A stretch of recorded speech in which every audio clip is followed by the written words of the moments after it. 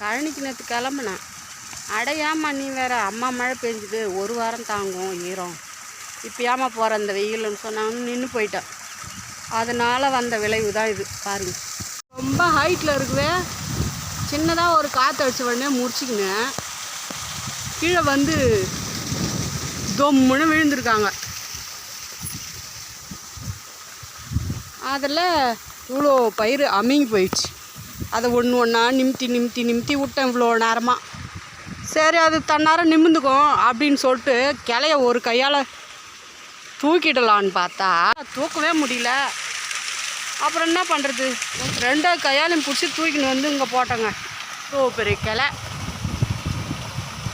எப்படியா இருந்தாலும் மினிமம் 3 மாதம் சமைச்சு சாப்பிட்ருக்கலாம் அந்த கீரையை. அவ்வளோ கீரையை வேஸ்ட் பண்ணிடுச்சு.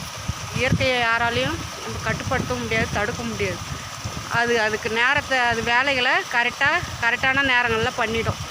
அது சரி, அதை முடிச்சுட்டு வந்து நம்ம வேலையை நம்ம ஆரம்பிப்போன்னு வந்து எப்பயும் போல் மோட்டரை கிளப்பி தண்ணி பாய்ச்சிக்கிற வேலை நம்ம வேலை.